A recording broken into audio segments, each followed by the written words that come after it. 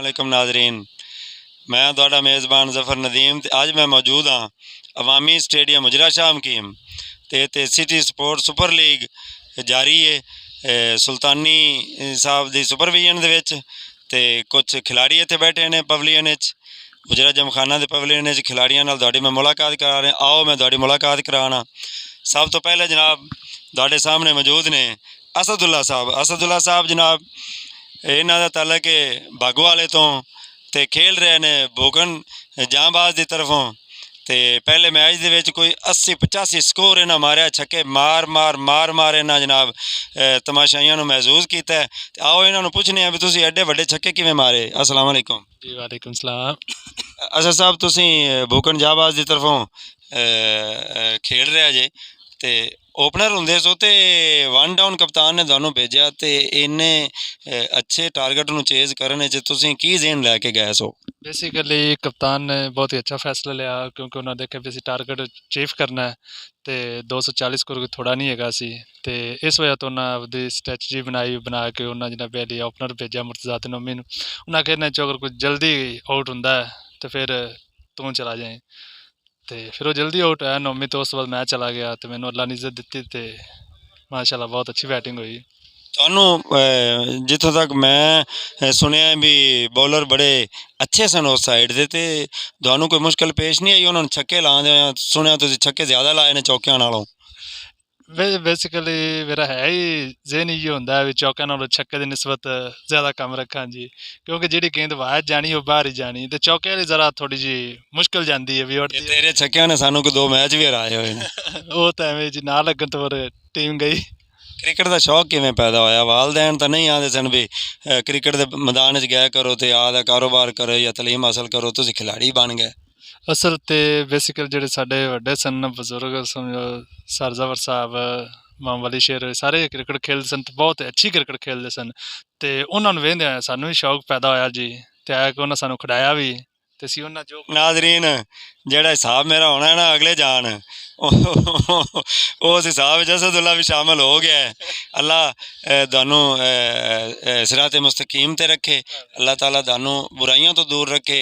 खेलना कोई बुरी गल नहीं, लेकिन अगर तुसीं सीधे रस्ते ते चलदे होए अपने खेल नूं भी नाल रखो, अपने दीन नूं भी नाल रखो, अपने कारोबार नूं भी नाल रखो, तो मुड़ दा हिसाब विच आसानी हो जासी। ते जे खाली तुसीं क्रिकेट ही कुट्टी ते मुड़ तुसीं मैनूं जरूर कुटा सो। नहीं बेसिकली क्रिकेट दे नाल काम भी करना पैंदा है जी। हुण बेसिकली तो जॉब मिली नहीं, ठीक हो गया जी, तो नाल काम धंधा जेह्ड़ा वालदैन दा है खेतीबाड़ी ओह् ते नाल करना। असद शरीफ आदमी है नाजरीन, माशाअल्लाह बहुत वड्डा जिमींदार है, चंगे रकबे का मालक है, अपनियां डेयरियां, अपने ट्रैक्टर, अपने कारोबार अल्लाह ताला होर तरक्कियां देवे। बहुत शुक्रिया असदुल्ला। हाँ जी, लो जी, जे मैं बागोवाले च ज़फ़र नदीम मशहूर होया तो उस तो बाद बाबा जवेद भी आया सी, ते बाबे जवेद दा नां ते साडा नां लैके चलण वाली हस्ती साडे सामने। तो जिन्हें जूनीयर बैठे ने इन्हों मैं जिन्होंने नाल तुहाडी मैं मुलाकात करा रहा वो सारे जूनीयर का मैं उन्होंने उस्ताद ही कहना। तो आओ तुहाडी मुलाकात कराने मलक सफदर साहब नाल। मलक साहब अस्सलाम वालेकुम। वालेकुम सलाम। हाँ जी सर, की हाल चाल है तुहाडे? मलक साहब, तुसीं बहुत छोटे सो ते तुसीं गेंद बल्ला खेलना शुरू किया ते बड़े शर्मीले होंदे सो, ते मैं मेरी कोशिश ये होंदी सी कि तुसीं वड्डियां च खेलो, लेकिन तुसीं छोटे बच्चों च खेलदे सो। उस शर्म दे विच ते उस शराफत दे विच आके एडे वड्डे बैट्समैन ते बॉलर ते ऑलराउंडर बन के निकले जी, किवें? ते सर जी माशाल्लाह प्राइमरी स्कूल पढ़दे सां ते कुछ तुहाडी शागिर्दी नसीबां च होई ते बड़ा अच्छा तुहाडे शागिर्दी च सिक्ख्या। ते बाकी जिस तरीके साडा एक क्लब सी बागोवाल दा जिंदे कप्तान तुसीं सो, नाल भाई जुएद सन मेरी फैमिली दे, भाई अफजल, भाई शायद। ਜਦੋਂ सुबह तुसी फजर टाइम ਦੀ नमाज़ पढ़ के जद प्रैक्टिस करते सो ना, उदों मेरी भी चाहत वधदी गई। मैं तुहानूं वेखदा सा तो मैं चाहता सा कि जिवें ਇਹ ਇੱਕ ਬੰਦਾ ਸਿਰਫ ਬੈਟਿੰਗ ਕਰਦਾ ਹੈ ਨਾ, ਤੇ ਮੈਨੂੰ ਚਾਹੀਦਾ ਕਿ ਮੈਂ ਦੋਨੋਂ ਕੰਮ ਕਰਾਂ। ਉਹ ਜਿਹੜਾ ਤੁਸੀਂ ਆਲਰਾਊਂਡਰ ਵਾਲੀ ਗੱਲ ਕੀਤੀ ਨਾ, ਮੇਰੀ ਉਦੋਂ ਦੀ ਚਾਹਤ ਸੀ, ਤੇ ਮੈਂ ਅਲਹਮਦੁਲਿਲਾ ਆਦੇ ਵੱਡਿਆਂ ਨੂੰ ਵੇਖ ਤੇ ਹੀ ਸਿੱਖੀ ਹੈ।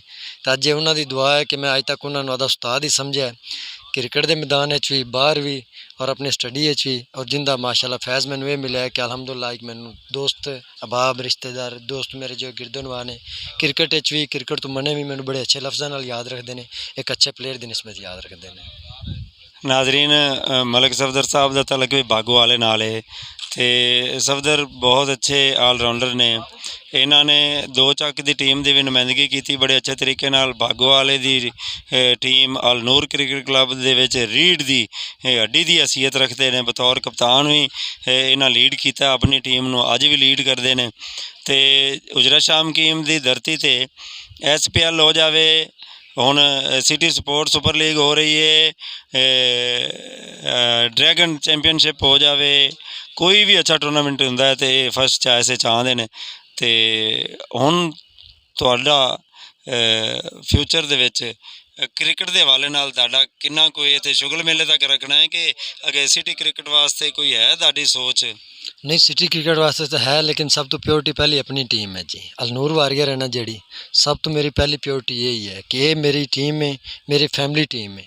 ये मैनू जिथे बुलावे दिन रात मैं जिथे भी हैगा मैं इन्हां लई हाज़र हाँ। मेरा तन मन मेरी क्रिकेट मेरा जो कुछ है मेरी अपनी टीम नाल है जी। बाकी टूर्नामेंट होंदे ने, सुल्तानी बाई करांदे ने, HPL होंदी है, ड्रैगन लीग होंदी है।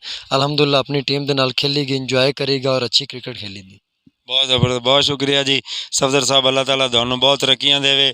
ਹੁਣ ਉਹ ਹਸਤੀ ਜਿੰਦਾ ਮੈਨੂੰ ਬੜੀ ਦੇਰ ਤੋਂ ਇੰਤਜ਼ਾਰ ਸੀ, ਉਹ ਮੇਰੇ ਕੋਲ ਪਹੁੰਚ ਗਏ ਨੇ ਜੀ। ਸੁਲਤਾਨੀ ਬ੍ਰਾਂਡ ਮੁਹੰਮਦ ਅਹਿਮਦ ਜੀ ਮੁਹੰਮਦ ਅਹਿਮਦ ਸੁਲਤਾਨੀ ਸਾਹਿਬ, Muhammad Ahmad Sultani Sahib ji city sports super league ਦੇ ਚੇਅਰਮੈਨ ਨੇ, ਜਿਨ੍ਹਾਂ ਨੇ ਆਰਗੇਨਾਈਜ਼ ਕੀਤਾ ਹੈ ਇਸ ਲੀਗ ਨੂੰ, ਤੇ ਮੇਰੇ ਕੋਲ ਉਹ ਹੈ ਨੇ।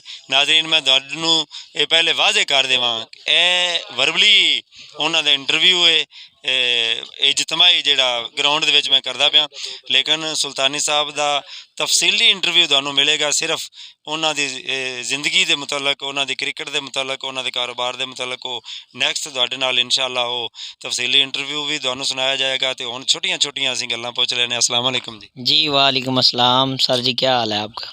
ਅਲਹਮਦੁਲਿਲਾ। ਸੁਲਤਾਨੀ ਸਾਹਿਬ, ਜਦੋਂ ਮੈਂ ਇਸ ਸਟੇਡੀਅਮ ਵਿੱਚ ਆਇਆ जी ਤੇ ਮੈਂ ਤੁਹਾਡਾ ਨਾਂ ਸੁਣਿਆ, जी ਪਹਿਲੇ ਸੁਲਤਾਨੀ ਸੁਣਿਆ, ਸੁਲਤਾਨੀ ਬ੍ਰਾਂਡ ਤੋਂ ਤੁਸੀਂ ਮਸ਼ਹੂਰ ਹੋਏ। जी ਲੇਕਿਨ ਜਿਸ ਵੇਲੇ ਮੈਂ ਸੰਜੀਦਗੀ ਨਾਲ ਵੇਖਿਆ हाँ जी ਤੁਹਾਡਾ ਕ੍ਰਿਕਟ ਨਾਲ ਪਿਆਰ, ਤੁਹਾਡੀ ਲਗਨ, ਖਿਲਾੜੀਆਂ ਨਾਲ ਤੁਹਾਡੀ ਮੁਹੱਬਤ, जी ਤੇ बिल्कुल। ਇਹ ਸਭ ਕੁਝ ਕਿੱਥੋਂ ਹਾਸਲ ਕੀਤਾ ਜੀ?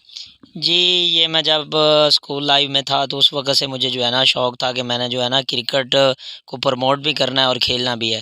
तो किसी मसले की वजह से जो मैं खेल नहीं सका, और अल्हम्दुलिल्लाह जो है ना हर जगह पे आप जाते होंगे, आप सुनते होंगे मेरा नाम, लेकिन अल्लाह का शुक्र है कि हम जहाँ भी जाते हैं ना लोगों के दिलों में घर करके आते हैं।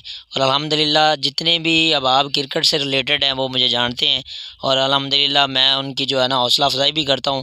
यहाँ पे पहले हमने जो है फ्लड लीग करवाई है सिटी स्पोर्ट्स के नाम से, और जो है अब हम सिटी स्पोर्ट्स हार्डबॉल करवा रहे हैं, और इंशाल्लाह जो नेक्स्ट यहाँ पे लीग होगी ना वो वसीरपुर भी होगा, मंडी अहमदाबाद भी होगा, और पत्तों की भी होगा, और 1 लाख रुपया इनाम होगा उसका।